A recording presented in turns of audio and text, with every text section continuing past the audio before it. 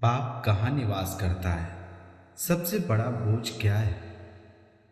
मित्रों, आज की जो कहानी आज हम आपको सुनाएंगे वह ओशो की है।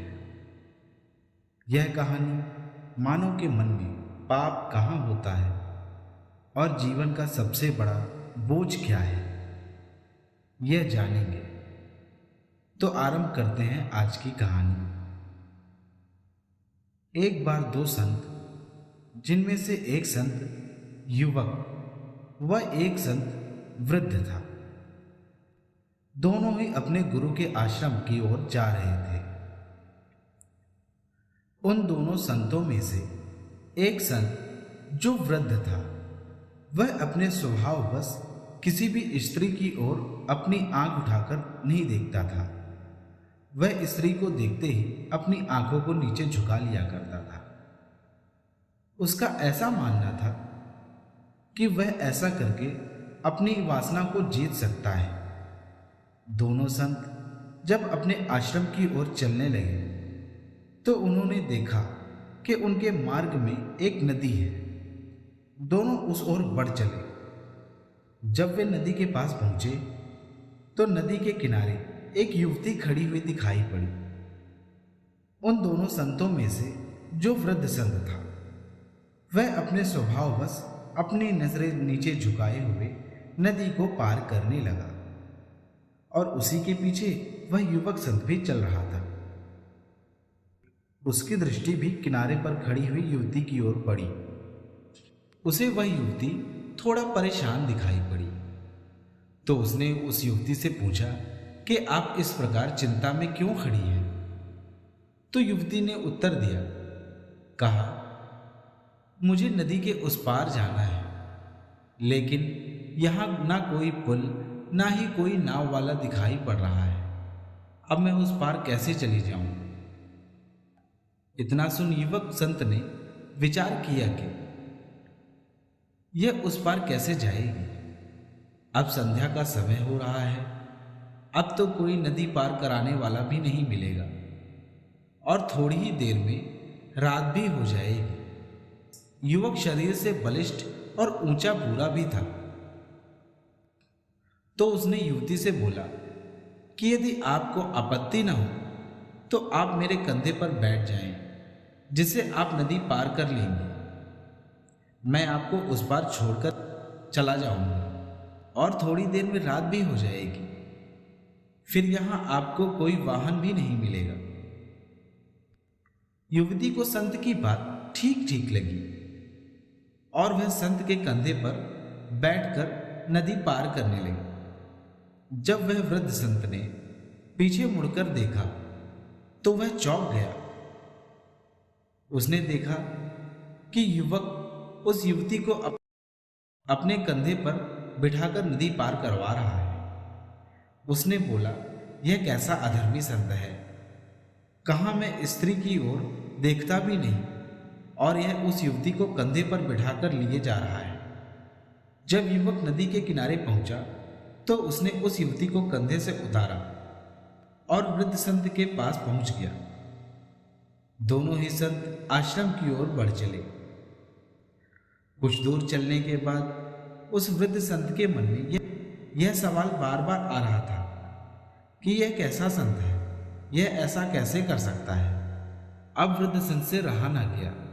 उसने युवक से बोला, क्यों भाई, तुमने ऐसा क्यों किया? तुमने एक युवती को कंधे पर बिठा लिया और उसे तुमने नदी भी पार करा दी। यह तो तुमने ठीक नहीं किया। तुम जब संत हो तो तुम्हें इस मोह माया से दूर रहना चाहिए। तुम्हारा मन दूषित हो गया है। तुम्हारी यह बात मैं गुरुदेव को जाकर अवश्य ही बताऊंगा कि तुमने अपना संकल्प तोड़ दिया।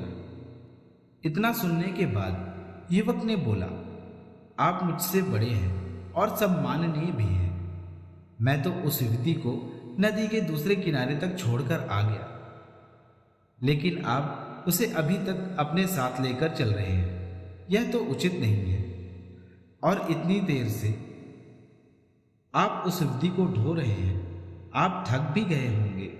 अब उसे उतार दे। वृद्ध सन्यासी चौंकते हुए बोला, अरे नराधम, पाप तो तुमने किया है और अब तुम मुझ पर दोषारोपण कर रहे हो। यह तो गलत बात है। युवक उसे समझाते हुए बोला, मैं आपके ऊपर लांछन नहीं लगा रहा, बस जो सत्य है वही बता रहा हूं। नदी पार कराने के बाद मैंने तो उसे वहीं छोड़ दिया था, किंतु आप अभी तक उसे अपने मन में लिए हुए ढो रहे हैं।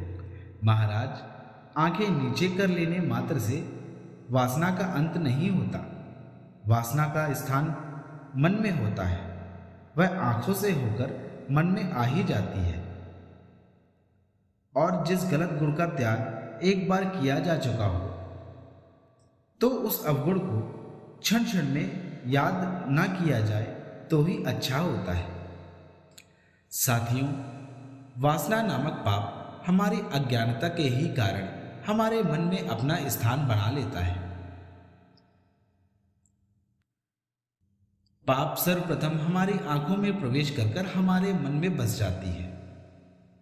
एक सन्यासी के अंदर कुछ गुण होने चाहिए, तो ही वह सही मायने में सन्यासी कहलाता है।